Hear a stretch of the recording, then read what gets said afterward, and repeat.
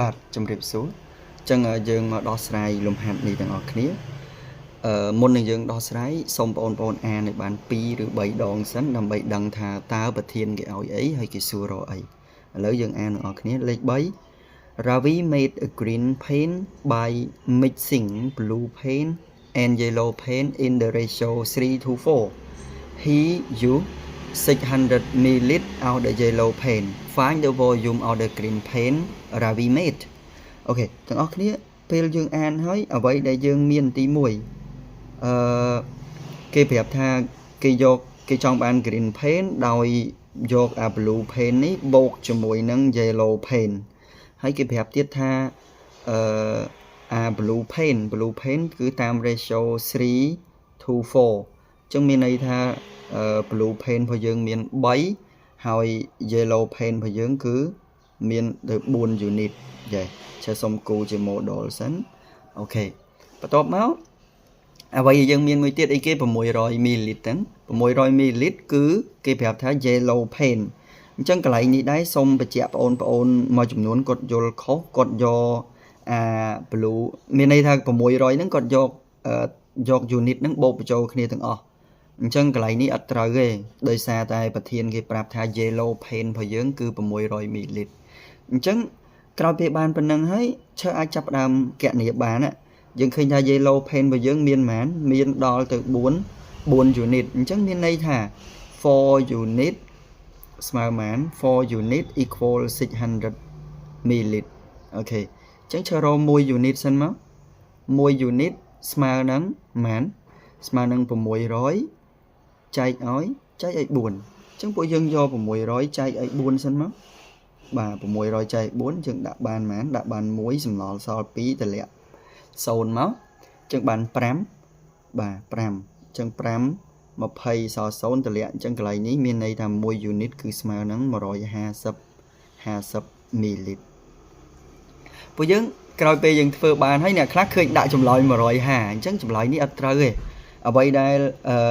ដើម្បីឲ្យត្រូវណាបងអូនត្រូវទៅអានប្រធានសំណួរគេឡើងវិញសំណួរគេឡើងវិញ Find the volume of the green paint Ravi made អញ្ចឹងមានន័យថាសំណួរគេចង់បានថាតើ Ravi ហ្នឹងបង្កើតអា green paint ហ្នឹងប៉ុន្មានអញ្ចឹងពួកបងអូនមើលអាសំណួរទី1ពីដើមទៅរបស់យើងកន្លែងនេះ the given ណាយើងថា green paint ស្មើជាមួយនឹងblue paint អញ្ចឹង blue paint នេះគេឲ្យឯមែនអត់សុំទោសកន្លែងនេះ blue paint យើងមាន3 unit ត្រូវអត់អញ្ចឹងយើងមាន1 unit ហើយយើងអត់ទាន់រក blue paint សុំទោសអញ្ចឹងយើងរក blue paint អញ្ចឹង blue paint 3 unit យើងមិនស្មើនឹង3គុណជាមួយនឹង150អញ្ចឹងចម្លើយយើងកន្លែងនេះបាន450 ml អូខេអញ្ចឹងបន្ទាប់មកបងអូនគ្រាន់តែធ្វើម៉េចយកអា blue paint និង yellow paint ហ្នឹងបូកបញ្ចូលគ្នាមកនេះតាមលេខ1នេះគឺមានន័យថា blue paint យើង3 unit គឺស្មើនឹង450បូកជាមួយនឹង yellow paint អញ្ចឹង yellow paint គេប្រាប់មកគឺ600 ml អញ្ចឹងយើងយក600បូកឲ្យ600បូកឲ្យ450 0.5 1050 ml អញ្ចឹង1050 ml នេះគឺ green paint green paint អូខេអញ្ចឹងយើងអាចសាកល្បងទៅទី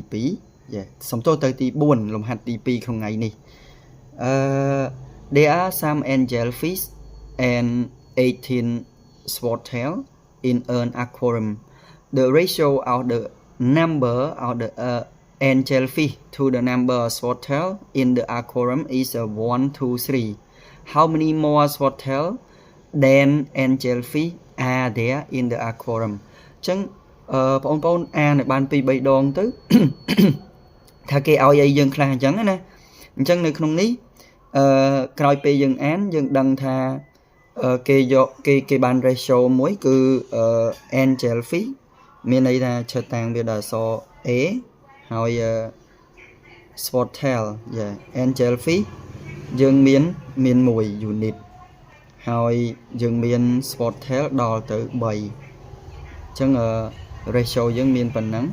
hay dương ở đăng tha angelfish mà này khi dương cái lại ní nè tại dương đăng muối cứ ấy cái đầm bẫy nữa bên này tha anh này đầm bẫy ní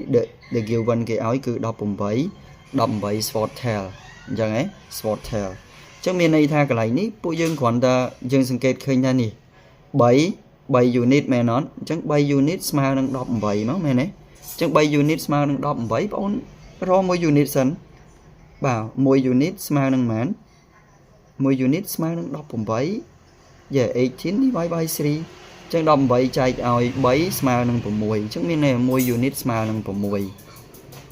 chẳngក្រោយពីបានប៉ុណ្្នឹងហើយយើងចាប់ផ្ដើមដឹងហើយនេះchẳng mỗi unitនេះអានេះ smile 6ហ្មងមែនអត់chẳngមានន័យថា angelfish smile 6 swordtail smile នឹង 18 តែឃើញទៀត